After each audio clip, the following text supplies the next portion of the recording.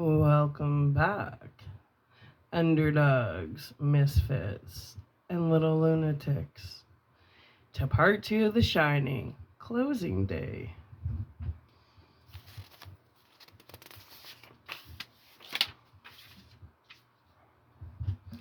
Chapter 8, A View of the Overlook. Mommy was worried. She was afraid the bug wouldn't make it up and down all these mountains and that they would get stranded by the side of the road where somebody might come ripping along and hit them. Danny himself was more sanguine. If Daddy thought the bug would make this one last trip, then probably it would. We're just about there, Jack said. Wendy brushed her hair back from her temples. Thank God. She was sitting in the right-hand bucket, a Victoria Holt paperback, open but face down in her lap. She was wearing her blue dress, the one Danny thought was her prettiest.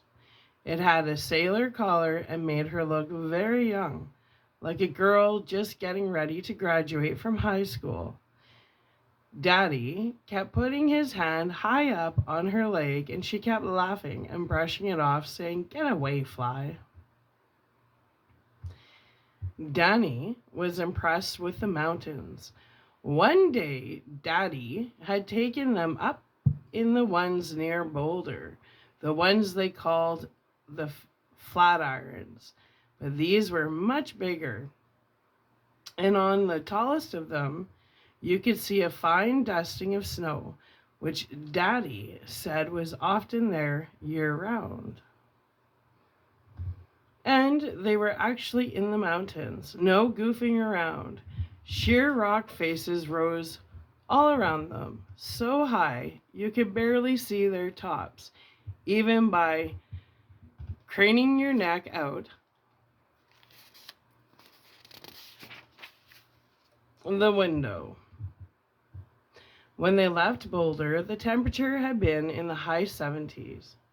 Now, just after noon, the air up here felt crisp and cold like November back in Vermont, and Daddy had the heater going. Not that it worked all that well. They had passed several signs that said Falling Rock Zone. Mommy read each one to him, and although Danny had waited anxiously to see some rock fall, none had. At least not yet. A half an hour ago, they had passed another sign that said that Daddy said was very important. The sign said entering Side Winder Pass. And Daddy said that sign was as far as the snow plows went in the wintertime. After the road got too steep. In the winter, the road was closed from the little town of Sidewinder, which they had gone through just before they got to that sign, all the way to Buckland, Utah. Now, they were passing another sign. What's that one, Mom? That one says, slower vehicles use right lane. That means us. The bug will make it, Danny said. Please, God, Mommy said and crossed her fingers. Danny looked down at her open-toed sandals and saw that she had crossed her toes as well. He giggled. She smiled back, but he knew that she was still worried. The road wound up and up in a series of slow S-curves, and Jack dropped the bug's stick shift from fourth gear to third, then into second. The bug wheezed and protested, and Wendy's eye fixed on the speedometer needle, which sank from 40 to 30 to 20, where it hovered reluctantly. The fuel pump, she began timidly. The fuel pump will go another 3 miles, Jack said shortly. The rock wall fell away on their right, disclosing a slash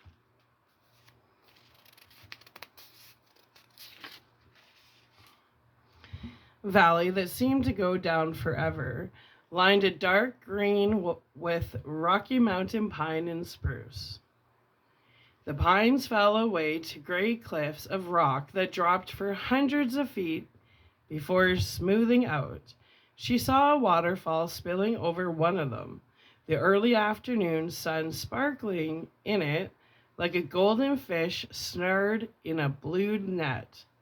They were beautiful mountains, but they were hard. She did not think that would forgive many mistakes. An unhappy foreboding rose in her throat.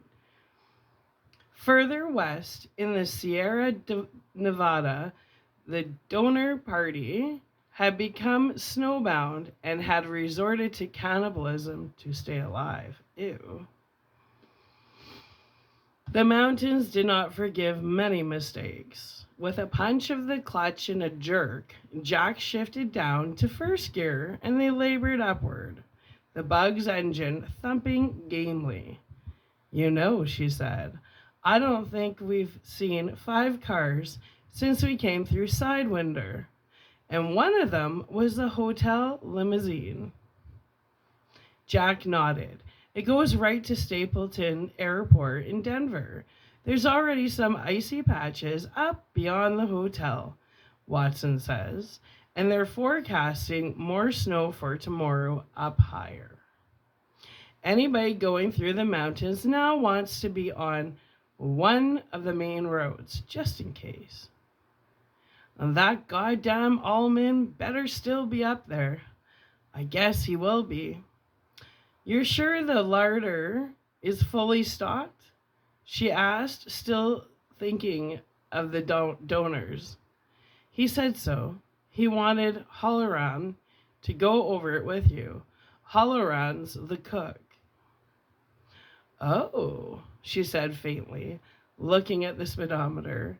It had dropped from 15 to 10 miles an hour. There's the top, Jack said, pointing 300 yards ahead. There's a scenic turnout, and you can see the overlook from there. I'm going to pull off the road and give the bug a chance to rest. He craned over his shoulder at Danny.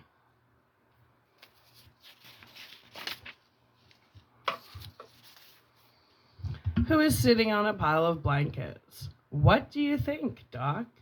We might see some deer or caribou. Sure, Dad. The VW labored up and up. The speedometer dropped to just above the 5-mile-an-hour hash mark and was beginning to bitch when Jack pulled off the road. What's that sign, Mummy? Scenic turnout. She read dutifully and stepped on the emergency brake and let the VW run in neutral. Come on, he said, and got out. They walked to the guardrail together. That's it, Jack said, and pointed at 11 o'clock. For Wendy, it was discovering truth in a cliche. Her breath was taken away. For a moment, she was unable to breathe at all. The view had knocked the wind from her. The window. They were standing near the top of one peak. Across from them, who knew how far? An even taller mountain reared into the sky, its jagged tip only a silhouette that was now nimbused by the sun, which was beginning its decline. The whole valley floor was spread out below them, the slopes that they had climbed in the laboring bug falling away with such dizzying sadness, dizzying suddenness that she knew to look down there for too long would bring in nausea and eventual vomiting. The imagination seemed to spring to full life in the clear air beyond the reign of reason, and to look was to helplessly see one's self plunging down and down and down. Sky and slopes changing places and slow cartwheels, the scream drifting from your mouth like a lazy balloon as your hair and your dress billowed out. She jerked her gaze away from the drop, almost by force, and followed Jack's finger.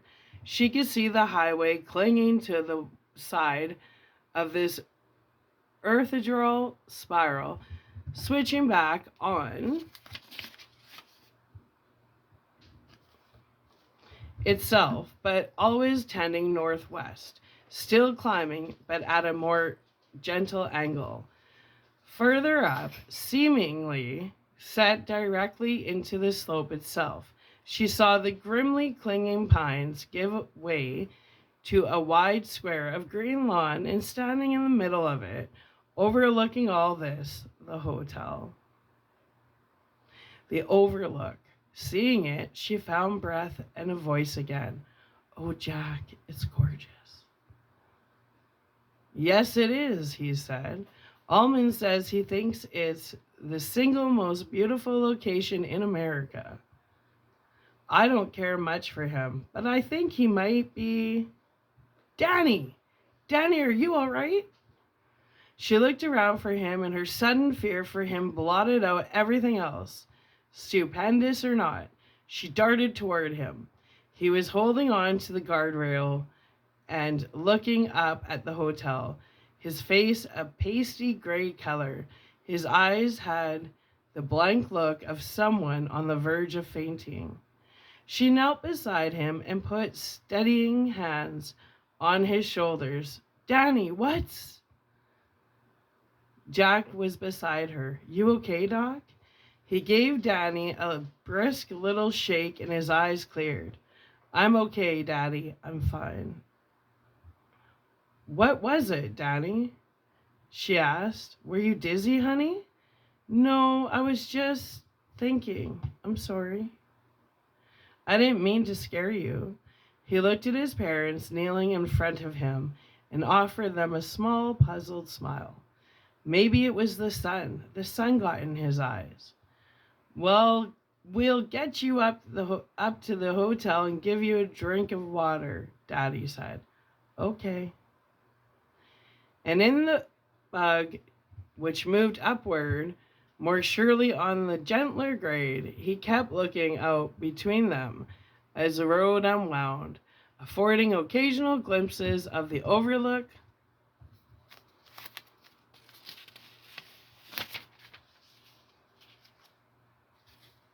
hotel. Its massive bank of westward-looking windows reflecting back the sun. It was the place he had seen in the midst of the blizzard, the dark and booming place where some hideously familiar figure sought him down long corridors carpeted with jungle. What? The place Tony had warned him against. It was here. It was here. Whatever red rum was, it was here. Interesting. These are short chapters. Okay, so we'll upload this and we'll come back and we'll get into chapter 9. All right, my little lunatics, I'll be back.